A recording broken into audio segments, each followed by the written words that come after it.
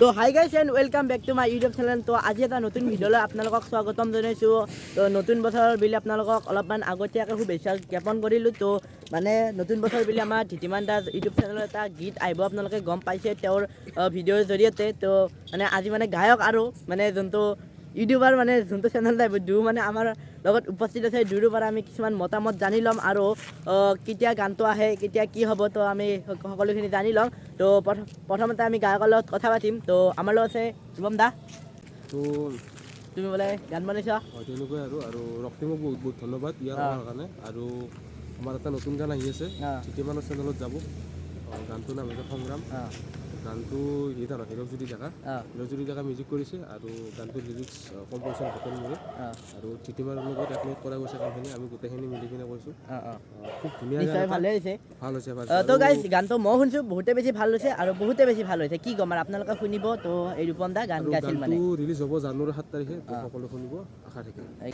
বাকী এই গানটো আপোনালোক এক বছৰ আগৰ পৰা প্লেনিং আছিল যে এটা গান বনাম যেনেকৈ আমাৰ ৰূপম দাই সেইটো তেনেকৈ হোৱাৰ পাৰে যে আমাৰ ৰূপম দা মানে কি বহিৰে একদম বহিলেও ৰ'ব, বহিৰে গান চান লিখে আৰু গালিও মানে কি এতিয়ালৈকে ৰিলিজ হোৱা নাছিল। মই তাক ক'লোকে এনেকৈ ধৰিলোঁ নহ'ব, তাক ধুনীয়াকৈ এটা ষ্টৰি ক'লোঁ যে ইয়াৰ ওপৰত এটা গান বনোৱা আৰু নামটো দিয়া সংগ্ৰাম নামৰ। আৰু এনেকুৱা ধুনীয়াকৈ বনালে মই প্ৰথমবাৰ শুনি মানে মোৰ একদম কিবা এটা লাগি গ'ল।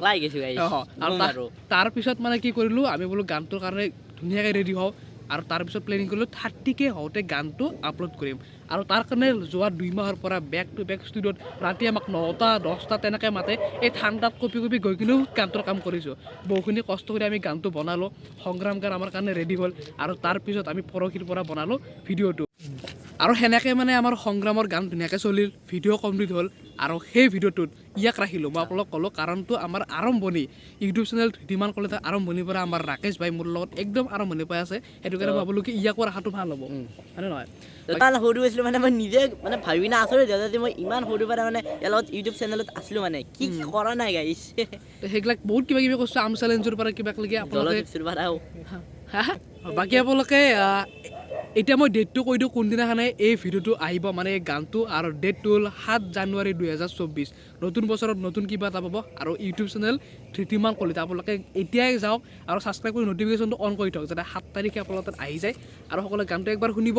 মই পুনৰ কৈছোঁ আপোনালোকক একদম মজা পাব।